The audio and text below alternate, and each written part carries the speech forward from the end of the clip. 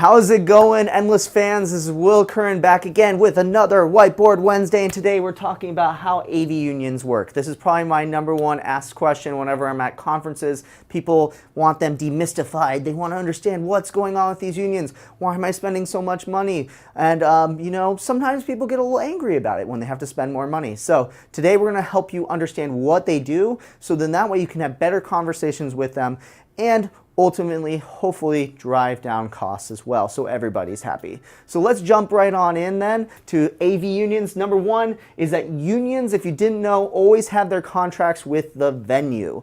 Far too often, people like to think that, oh, it's because of XYZ company has the unions, this and that. Usually the unions will approach the venues and say, hey, we want to have a contract with you. We will provide all your labor, and therefore, here you go. Here's our contract. Obviously, I'm not big on the understandings of how those contracts exactly work, but you will always find that unions are tied to specific venues. And the reason why you know this is because sometimes you'll be working inside one venue and they'll say, hey, we have a union. You go across the street, they will not have the union attached to them.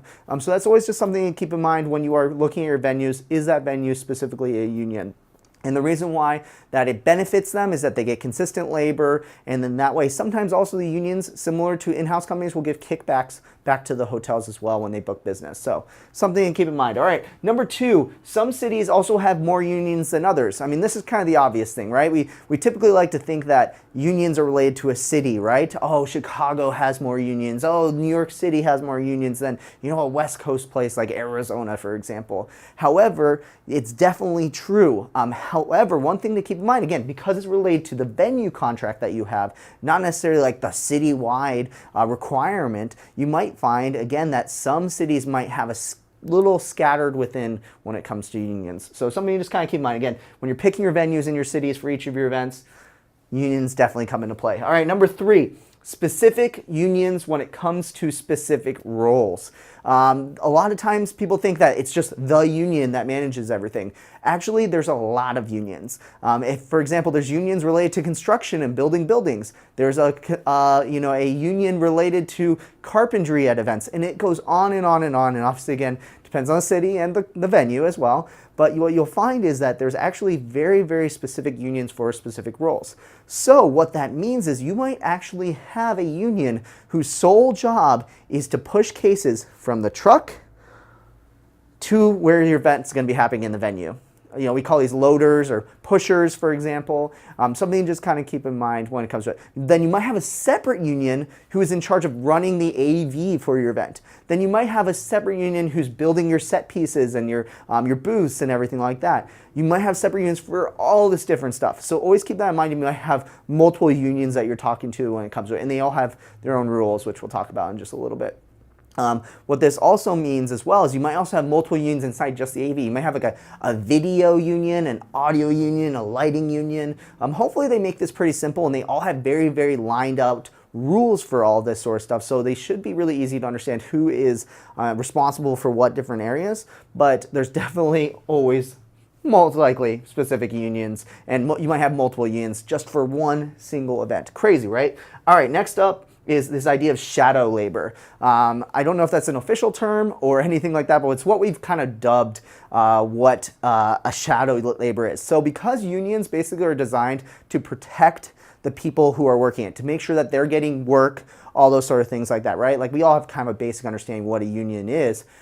Because they are designed to keep people working, a lot of times, for example, if you want to bring a third-party AV company in who's coming from out of town, or maybe they aren't part of the union and they want to work the event and you want to utilize their engineers because they know your show, you trust them, whatever it may be, what you might find is the union's going to say something like, okay, well, we're going to provide shadow labor then.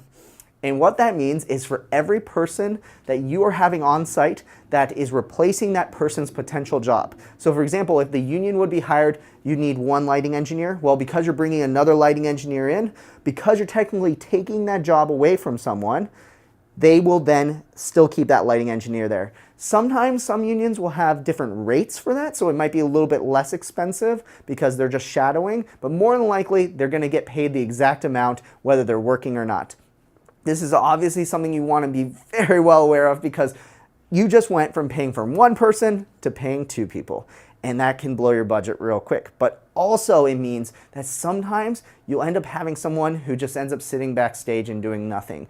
Obviously, this is your responsibility to make sure that you're staying on top of these people, or maybe your AV company, third-party AV company you're bringing in to kind of whip them in shape and make sure that they're doing work. But this can cause a lot of issues because the last thing you want to do is pay for two people. The last thing you want to do is pay for two people and one person's doing the whole job.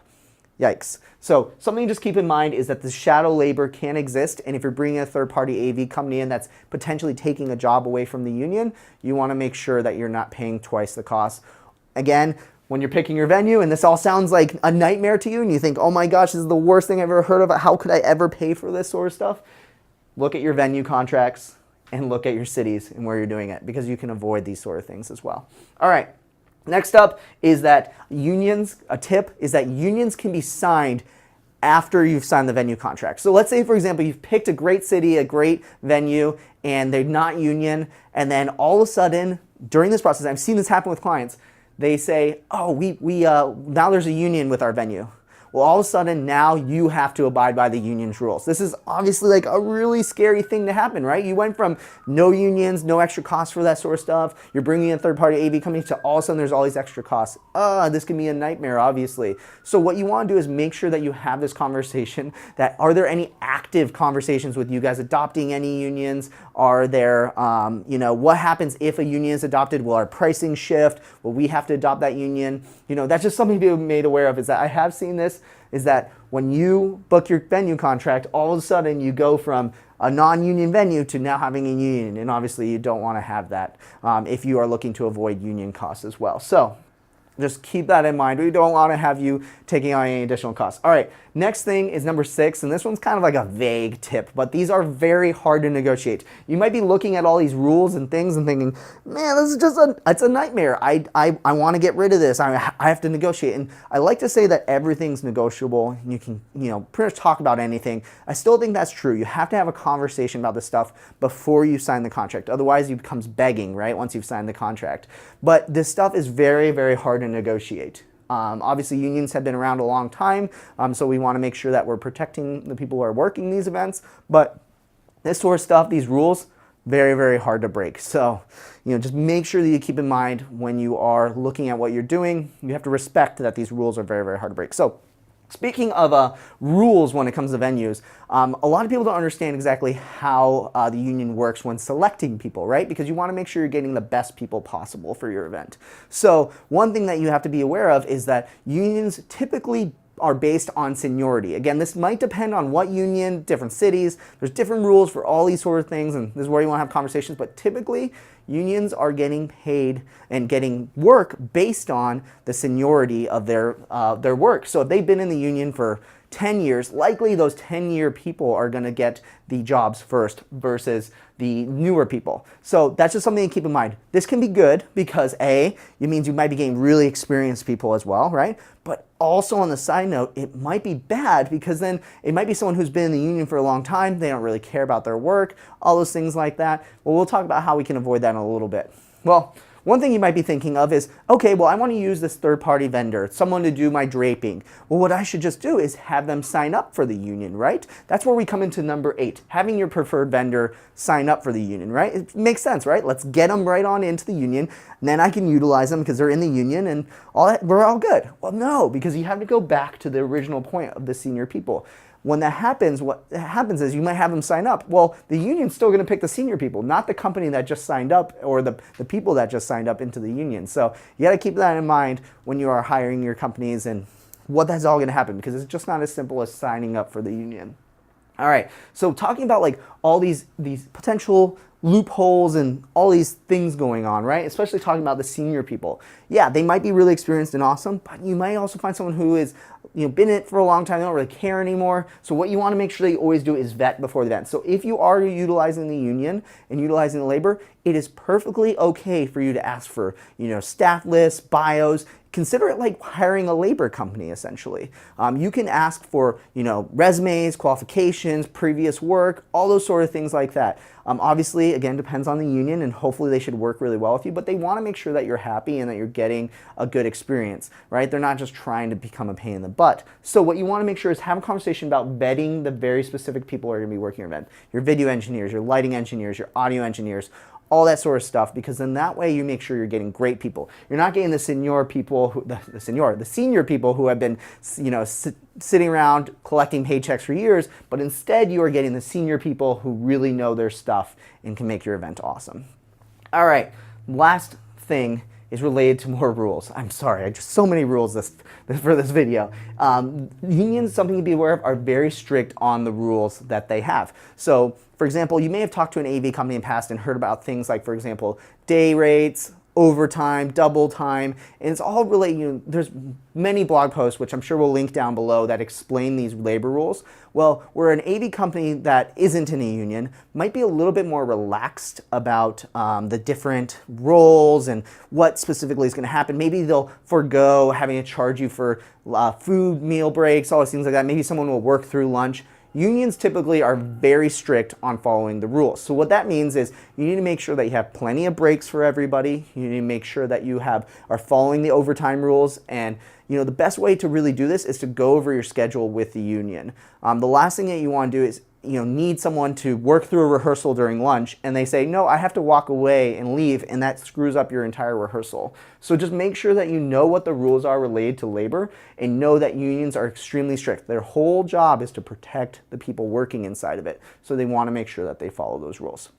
So there you go. There you go. 10 total tips on how AV unions work. I hope this was super duper helpful for you. My goal is not to necessarily say that unions are bad. I really hope that everyone knows that. My big thing is to make sure that you understand how they work, so then that way, if you are adopting and utilizing a union, you can work best with them to create a great relationship. But also at the same time, being aware of what is going on and knowing, hey, there are other options. Again, if you are worried about having to use a union in your venue, maybe you need to look at a different venue. Maybe the city has a lot of unions in it and you don't want to utilize unions. Well, maybe we need to look at the city. And then also just making sure that you understand what's going on, because the last thing that we want is confusion and people not knowing what's going on, right? It's all about education and making sure everyone knows what's going on. So, all right. So I hope, again, this was super helpful for you, how AV unions work. If you had any tips on your end, I'd love to hear it down in the comments below. Leave a comment as far as how have you worked with unions in the past? Do you have any tips that allow you to work really closely with them? What sort of labor rules have you seen that we didn't talk about? I'd love to hear it all in the comments below. Leave it down below. While you're also heading on down below, right below me is the subscribe and like button. Go ahead and smash those right now and subscribe and like our videos. We're going to be doing these all the time, every Wednesday, getting you guys tons of tips. If you haven't heard of Whiteboard Wednesday, we basically take event tips and tricks and complicated topics related to AV and events and basically distill them so simple that we can write them up on a whiteboard. So my name is Curran. This has been Whiteboard Wednesday. And until next week, we'll catch you guys all later. Adios.